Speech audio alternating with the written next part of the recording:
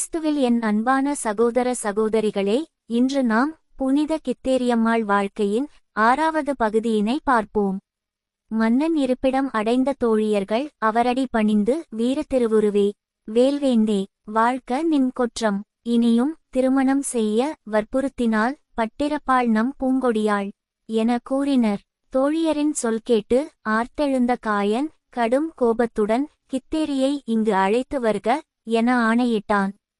தோழியர்கள் விரைந்து சென்று கித்தேரியை அணுகி, அறம் படைக்க வந்தவளே, திறம்படைத்த வேந்தன் உங்களின் குறைதீர்க்க கூப்பிடுகிறார், புறப்படுங்கள் என கூறினர்.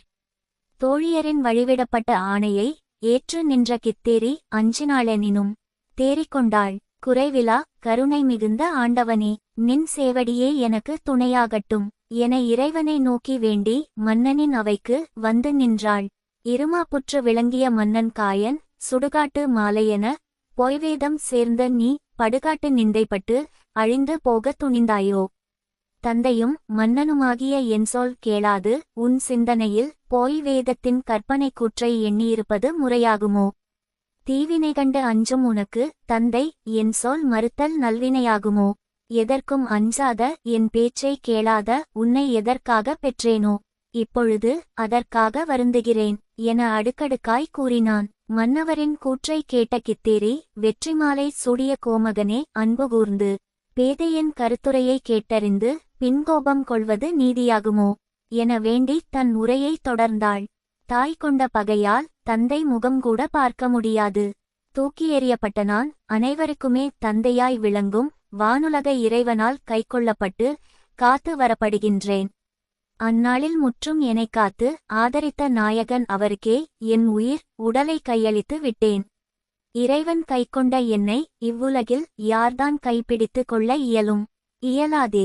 கொண்டவற்றை அவனும் விடான், நானும் எவர்க்கும் கைகோடேன். நீதி வழங்கும் வேந்தே, இது நீதியாகாதோ என கூறினாள் கித்தேரி. இதை கேட்ட மன்னன் காயன் வெகுண்டெழுந்து, உனது தந்தையாகிய என் சொல்லைக் கேட்காவிட்டால் நானே உனக்கு பகையாகி பலவித துன்பங்களைத் தந்து உன்னை கொடுமைப்படுத்துவேன். நான் தந்த உயிரை நானே பறித்திடுவேன். நீ வணங்கும் நாயகனை மறுத்து நான் கூறும் நாயகனை சேர்மானை மணந்து கொண்டால் புவியோர் வணங்கும் என் மகளாவாய், மறுத்தால் என் வாளுக்கு பலியாவாய் என கடும் சீற்றத்துடன் கூறினான் மன்னன் காயன்.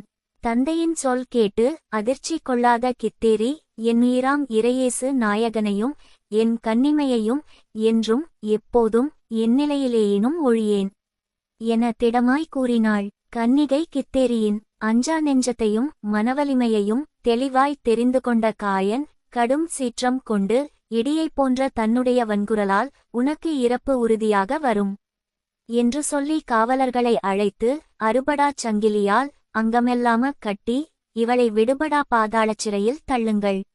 செத்தொழியட்டும். அடங்காத மகளாக பிறந்தாள், உறங்காமல் கிடந்து சிறையில் இறந்தாள் என்று எல்லோரும் இவளை தூற்றட்டும் என கூறி சபையை விட்டு அகன்றான். அப்போது கித்தேரி, அப்பா, சிறைவாழ்வு என் குறை போக்கும், என்னை கோபுரத்தின் உச்சியில் கொண்டு போய்ச் சேர்க்கும்.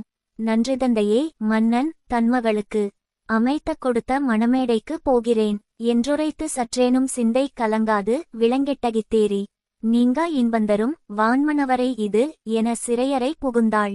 கித்தேரியும் அவளது தோழிகளும் சிறையை விட்டு அகன்று சென்றார்கள். சிறையில் நடந்தவற்றை கேட்டறிந்த மன்னன் காயன் கடுஞ்சிற்றம் கொண்டு வெகுண்டெழுந்தான். கித்தேரியையும் அவளது தோழிகளையும் போகவிடாமல் தடுத்து வழிமறித்து பிடிக்க விரைவாக காவலர்களை அனுப்பினான். விரைந்து சென்ற காவலர்கள் சூரியனின் ஒளி இருந்திடாததால் எங்கும் இருள் படர்ந்திருந்தது. நள்ளிரவு வேளையில் அடர்ந்த புதர் வழியே இடறி விழுந்து தடுமாறி சென்றனர்.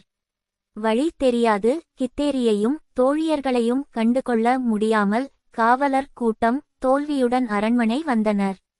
இவ்விதம் ஆண்டவர் கித்தேரியையும் உடன் சென்ற 30 தோழியர்களையும் அற்புதமாய் காத்தருளினார். இறைவனின் விருப்பப்படி அற்புத அருளால் மறைத்து காக்கப்பட்ட கன்னியர்கள். வானவர்கள் முன் செல்ல துன்பத்தில் மனம் வருந்தி அழுவோர்க்கு இறைவன் அருள் செய்யும் இன்பநிலையை எண்ணி புகழ்பாக்கள் பாடிக்கொண்டே வானவர் பின்னே நடந்து சென்றார்கள். தாமரை, முல்லை, நீலம், அசோகு, மல்லிகை என 5 மலர்ச் சோலைகளையும் இன்னும் பல அதிசய காட்சிகளையும் கண்டு கடந்து சென்றார்கள். தேனருவி பாயும் மலை, மான்கள் கொஞ்சி விளையாடும் மலை, மலையருவி வீழுகிறது, மாங்குயில்கள் பாடுகிறது, அதன் இசைக்கு மயில்கள் ஆடுகிறது, குவிந்திருக்கும் பூக்களின் மனமோ கமழ்ந்திடும் நெடுந்தொலைவு. இவ்வளவு அதிசயங்களையும் கண்டு மகிழ்ச்சி கொண்டார்கள். வானவர் இவர்களிடம், பூமகள் சேர்த்து வைத்த செல்வத்தை பொம்பேருமலையில்தான் வைத்து காத்திருக்கிறாள் என்று அதை காணுவோர் சொல்வார்கள். இச்செல்வமலை உச்சியில் நீ மெச்சிடும் கோயில் ஒன்று இருக்கிறது, சென்று காண்போம் என வானவர் உரைத்தார். உடனே கை நிறைய மலர்களை பறித்து கொண்டு கோயில் நோக்கி சென்றார்கள்.